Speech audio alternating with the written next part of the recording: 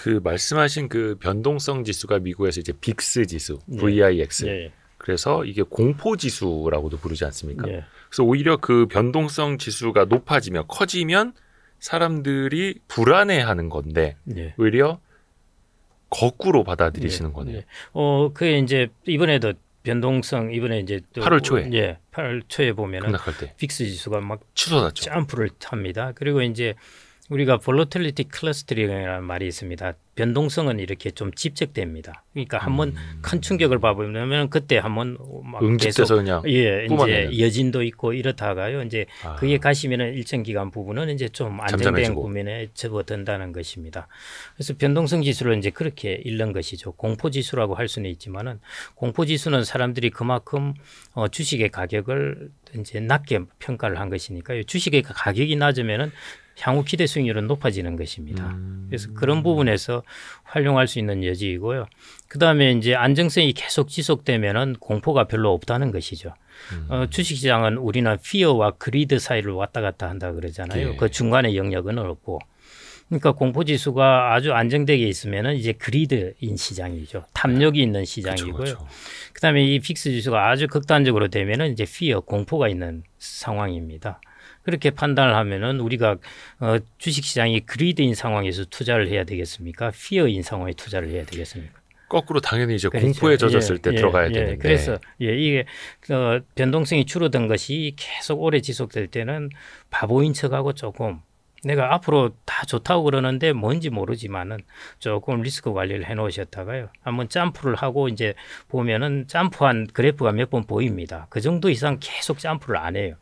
그럴 때 되면은 이제 조금 주식시장에 조금 발을 담궈도 되고 그런 걸로 이제 활용하는 것이 제가 이제 저의 경험으로 활용하는 것이죠. 그래서 차트도 뭐 그렇게 활용해 볼 수 있을 겁니다. 그렇죠. 항상 그 탐욕에 팔고 공포에 사라. 뭐 귀에 못이 박히게 들립니다만은 그렇게 잘 안 되니까 또 그 명언이 명언인 거죠. 예. 저도 그 존 템플턴의 그 얘기 참 좋아하거든요. 그러니까 시장에 피가 낭자할 때 사라. 그게 설령 당신의 피일지라도 그 말을 좋아하는데 진짜 그렇게 되면은 제 계좌도 막 박살이 나 있고 예. 돈은 어디선가 다 말라버린 것 같고 그러니 또 움직일 수도 없고 용기를 내려고 해도 돈이 없어서 그런가? 그래서 이제 여러분들이 자산군 분산이 필요한 겁니다. 그래서 이제 채권 같은 경우에는 기관 투자가들은 채권을 안정적인 수익률을 얻기 위해서 넣습니다. 당연히요. 예. 예, 보험사라든지 큰 기관 같은 경우에는 자기 ALM을 위해서라도 채권 금리가 제일 기본을 받쳐줘야 됩니다. 밑에 깔고 가야 되는 그렇죠. 그런데 개인들 같은 경우에는 채권이라는 것이 어떻게 보면은 유동성으로서 큰 역할을 해줍니다. 그 말은 주식시장이 박살이 났다. 네. 그러면 채권 가격이 올라갔죠. 그쵸, 최근에. 그쵸. 예, 그러면은 올라간 채권 가격만큼 팔아가지고 주식을 사는 것입니다. 그 다음에 이제 주식이 급등을 하고 채권 가격이 떨어졌다. 이러면은 주식을 팔아서 채권을 사고. 이걸 이제 왔다 갔다 하는 것. 그게 리밸런싱입니다. 네. 예, 그걸 그래서 자산군 분산하는 것들이 꽤 유용합니다. 그 주식만 다 들어있다고 그러면은 예를 들어 이제 주식시장이 망가졌을 때 내가 뉴마니가 들어갈 방법이 없죠. 그렇죠, 그렇죠. 근데 제가 젊은 사람들은 왜 주식을 100% 해도 되냐 하면은 저축액이 계속 들어오니까요. 뉴마니가 수입이. 계속 들어오는 것이죠. 그렇죠. 월급이 예. 꾸준히. 그렇죠. 그래서 저는 젊은 사람들은 해도 되는 것이고요. 나이 든 사람들은 다 가지고 있다가 주식시장이 망가지면은 그냥 손가락 빨고 있어야 됩니다. 방법이 없고 천수답이에요. 내가 운명을 차지할 수 없고 전적으로 맡겨놓는다는 것은 불행한 일이고요. 그래서 일정한 자기의 뉴마니가 없는 사람은 채권을 뉴마니처럼 해서 자산군 분산을 반드시 해야 됩니다. 그래서 이 둘을 왔다 갔다 해야 됩니다. 그렇죠. 이게 시장이 공포에 빠졌을 때 내가 탐욕을 부려야 되는데 내가 탐욕을 부리려면 돈이 있어야 되는 거고 그때 마침 활용할 수 있는 자산이 있어야 하니 평소에도 자산군을 분산해 놔야 하는 그렇습니다. 거고. 예, 젊은 그게 사람들은 안 되면. 뉴마니가 있으니까 그걸 계속 꾸준히 투자하면 되는 겁니다. 그러니까 그런 준비가 안 돼 있으면 그냥 남들의 공포가 나의 공포인 거죠. 네, 그렇습니다. 앞에서도 그 행동경제학 말씀을 또 해주셨습니다만 그런 것들을 미리미리 또 준비를 해놔야 되는 거예요. 그래서 이제 미국에는 골든룰처럼 돼 있는 것이 젊을 때는 주식육 채권사, 그다음에 나이 들어서는 주식사 채권육 1위 비중으로 가지고 있는 것. 그래서 또 이제 대표님께서 많이 강조하시는 게 분산 투자이기도 하고 무작위적인 변동성을 패턴으로 바꿔서 이해하라. 그게 분산을 통해서 패턴화하는 것입니다. 이게 분산을 통해서 가능하다. 예, 그렇습니다. 라는 거고. 그래서 이제 부동산에서는 우리가 이런 이야기를 합니다. 부동산 하는 친구들이요. 네. 부동산은 첫째도, 둘째도, 셋째도 로케이션. 입지. 예, 이야기를 하는데요. 투자에 있어서는 첫째도, 둘째도, 셋째도 다이버시피케이션. 분산. 예. 그게 공간 분산, 시간 분산, 그다음에 매수 시점 분산, 자산군 분산 이렇게 보시면 되겠습니다. 또 하나가 152페이지에 있는 잘못은 시장이 아니라 나에게 있는 것이다 라는 부분이었습니다. 이게 어떤 의미입니까? 그 좀 어려운 이야기고 저도 이제 조금 좀 철학적인 예, 저도 이제 조금 교만스러운 이야기일 수도 있는데요. 이제 제가 이제 이런 생각을 해왔는데요. 이제 항상 우리가 상대하는 상대방을 어떻게 볼 것인가 하는 것인데 제가 이제 그 알베르 까뮈에 대한 이제 유튜브에 강의를 듣다가 네. 이제 참 이전부터도 뭐 생각을 했습니다만은 그게 새로운 것을 이제 알게 된 것이 알베르 까뮈가 이제 세상의 부조리에 대해서 이야기를 했지 않습니까? 네. 조리가 맞지 않다는 것이죠. 근데 이제 알베르 까뮈의 페스트나 이런 소설을 보면은 까뮈는 이제 이런 의문을 갖습니다. 저 어린 소녀가 무슨 죄가 있어서 페스트의 저 고통을 받으면서 죽어가는가 인 것이죠. 부조리하다는 것이 너무나 부조리한 것입니다. 예. 그래서 성경을 봐도 세상 사람들은 3,000년, 4,000년 전부터 어떤 이야기를 했냐면은 왜 신은 착하게 살았는데 저렇게 어렵게 고통을 당하고 그다음에 아기는 저렇게 늙었을 때 아프기라도 하고 해야 될 텐데 늙어서도 건강하게 보란 듯이 잘 살다가 죽는다. 오히려 욕 먹으면 오래 산다고 하고. 네. 그렇죠. 신은 있는가 없는가 이렇게 하는 것이죠. 왜 이렇게 불공평한가? 예. 그래서 이제 여기에 대해서 까미가 재밌는 발상의 전환을 합니다. 자, 세상은 부조리하고 조리하고 할 것도 없다. 세상은 그냥 그대로 있는 것이다. 세상은 그냥 뭐 애가 그렇게 죽는 것이고 마치 자연이 그러하듯이 그렇게 있는 것인데 사람이 세상을 조리 있게 해석을 하려다 보니까 그렇게 된다는 것입니다. 사람은 자기의 머리가 항상 뭔가 인과관계를 가지고 합리적으로 해석을 하려다 보니까 세상이 부조리하게 보이는 것이죠. 세상은 그대로 있는 것이고 사람이 잘못 해석을 했다는 것입니다. 그게 이제 알베르 까뮈의 이제 어떤 관점의 큰 변화인 것이죠, 사실은. 그래서 이제 저는 마찬가지 투자 시장도 어떻게 보냐면은 투자 시장이 틀리고 말고가 없습니다. 투자 시장은 그냥 그대로 있는 것이에요. 네. 저 시장은 부조리하게 보일 수 있습니다. 폭락도 하고 급등도 하고 그렇습니다. 그게 투자 시장이에요.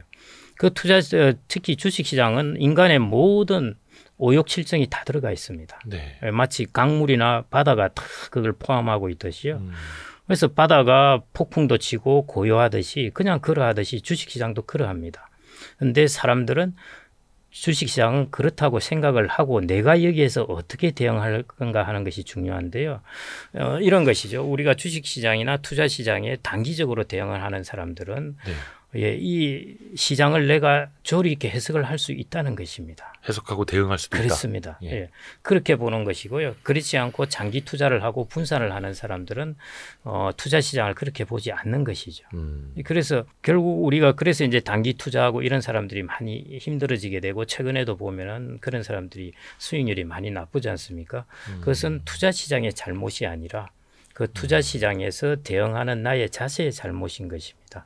그래서 단기 투자라든지 종목 투자라든지 이런 부분을 가지고 투자를 하는 것이 아니라요. 분산해서 투자한 것, 장기로 투자하는 것 이렇게 해서 이 투자 시장에 대응을 하고 해야 우리가 그 부분에 이제 올바르게 대응하는 것이죠. 그래서 우리가 투자 시장이 잘못된 것은 아닙니다. 주식 시장은 원래 그러한 것이고요.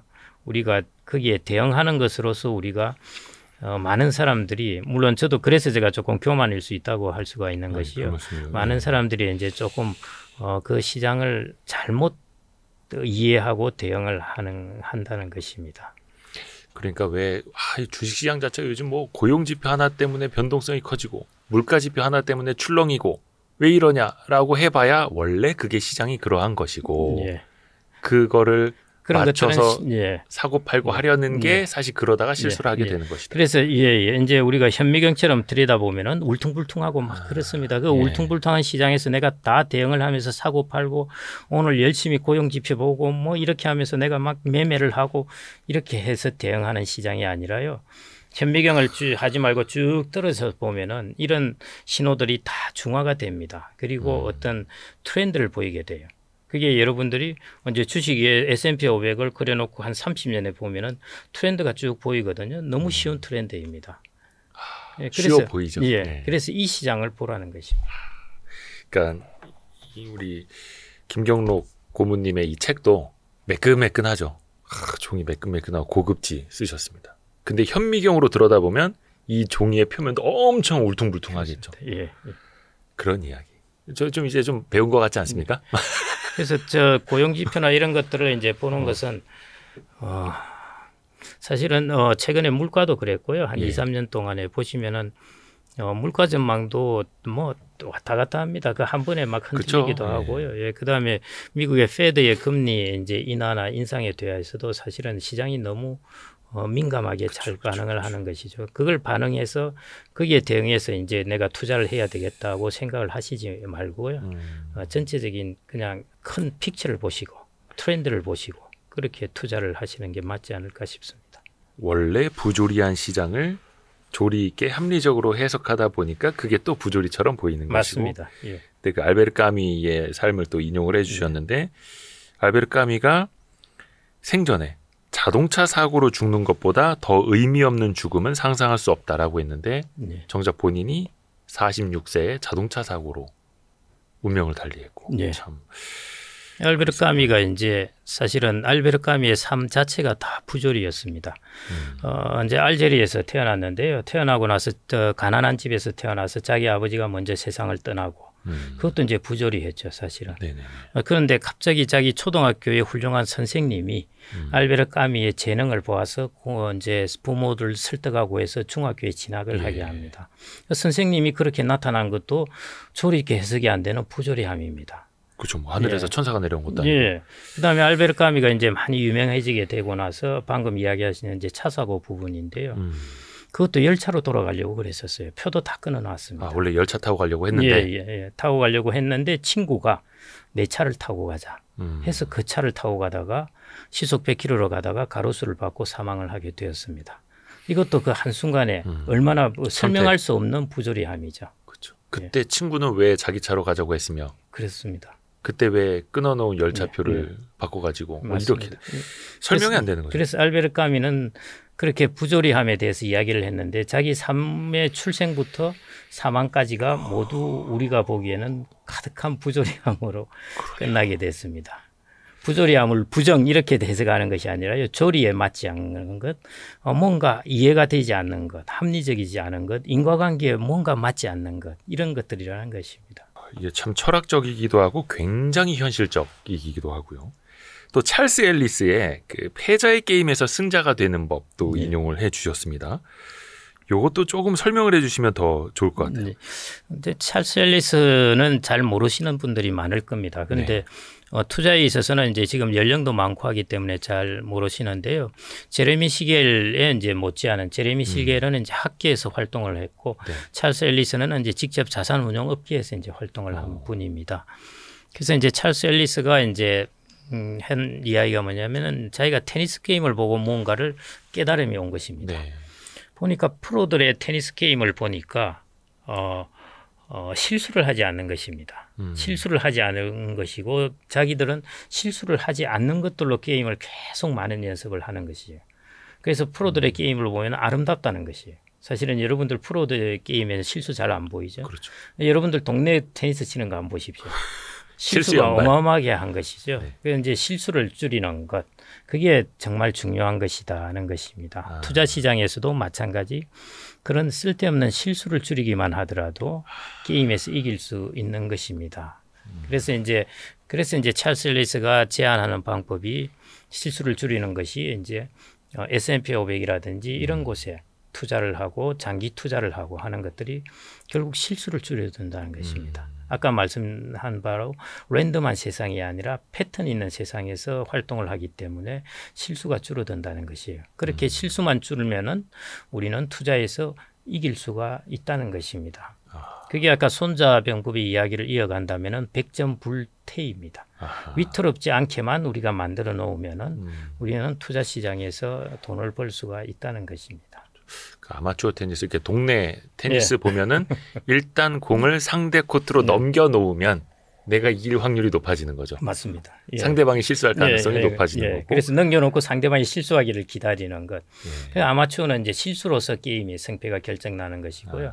프로들은 실수가 아니라 실력으로서 이제 결정이 나는 것이죠. 그렇죠. 뭐 한국 시리즈 이런 것만 봐도 결정적인 에러 한두 개가 승부를 또 가르기도 하고 또 그 실수를 줄이는 게 또 실력이기도 하고. 동네 야구 보면은 뭐 그렇죠. 계속 알까고. 그럼 뭐 이제 많은 아마추어 투자자들이 이제 그런 행동 을 이제 정상이라고도 생각할 수가 있다는 것인데요. 이게 뭐 종목 투자라든지 그다음에 단타라든지 뭐 이런 부분들입니다. 그런 것들이 많은 실수를 유발하게 하는 것입니다. 실수를 유발하게 하는 곳에서 나는 그 게임에 참가하는 것보다는 그 실수를 줄여야 됩니다. 그래서 랜덤보다 패턴이 지배하는 곳에서 놀아야 한다. 이런 이야기이셨고요. 와, 이 성장이 멈춘 시대의 투자법을 읽으면은 뭔가 되게 유식해지는 느낌이 확 듭니다. 실제 돈을 버셔야 됩니다. 그렇죠. 그것도 중요하죠. 단순히 이제 뭐 우리가 유식해지는 것도 좋습니다만 지식도 복리로 얻고 자산도 복리로 쌓아가야 되니까요. 제가 이제 이 책을 쓰게 된 것이요. 이제 제가 강의를 다니고 또 이제 젊은 사람들 이제 강의도 하고 그다음에 이제 대학교에서도 강의를 하다 보면 이제 질문들을 하는 게 그러면은 이 투자를 하기 위해서 좀 어떤 책을 보아야 할까요?입니다. 그 물론 그런 있습니다. 질문 항상 나오죠. 책들이 있는데요. 처음에는 이제 유튜브에서 좀 보아라고 이야기를 해도 가만 보니까 유튜브에서도 체계적으로 이렇게 논리적으로 연결해 놓은 것들은 잘 찾기가 어렵습니다. 단편적인 지식들은 여러 개 있는데 그런데 초보자들이 그걸 연결해서 찾기는 어렵거든요. 그래서 그런 부분이고 그다음에 이제 대학교에서 배우는 투자로는 수식이나 이런 것들이 들어가 있고요. 전문 용어가 들어가 있어서 너무 어렵습니다. 그래서 제가 이제 일종의 저는 중간 도매상인이라고 그래야 되는데 이제 도매상인입니다. 생산자는 교수들이고요. 지식을 생산하는 사람. 그다음에 소비자는 지금 실제 투자하는 사람들이고. 그렇죠. 근데 생산자는 자기가 제품만 생산해 놓고 내 제품이 최고야 하고 있는 거예요. 소비자는 이 제품의 스펙을 보려니까 너무 어려운 거예요. 그래서 저 같은 사람이 이제 그 스펙을 설명을 해주는 것이고 그게 이 책이라고 보시면 되겠습니다. 그래서 투자론이라는 책을 좀 더 소비자들에게 다가가기 쉽게 써놓은 책이라고 보시면 되겠습니다. 사실 저희가 아주 일부분만 이야기를 했습니다만은 책도 거의 한 350페이지 되는 책, 거의 10장에 이어서 많은 이야기를 담고 있고요. 그 심리도 있고 금융 상품, 조금 더 이제 구체적인 이야기도 이 책에 나오니까요. 한 번쯤은 참고해 주시면 좋을 것 같습니다. 성장이 멈춘 시대의 투자법. 오늘 김경록 미래에셋 자산운용 고문님과 긴 시간에 걸쳐서 말씀 나눴습니다. 많이 배웠습니다. 덕분에. 오늘 초대해 주셔서 감사합니다. 또 모시겠습니다. 감사드립니다. 감사합니다. 고맙습니다. 고생하셨습니다. 고생하셨습니다.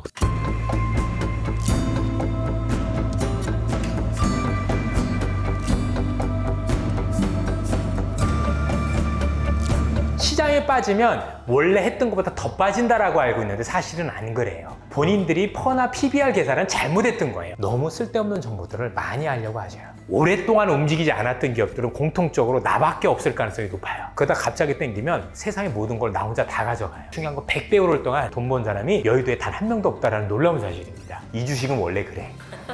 끝이었어요, 진짜로.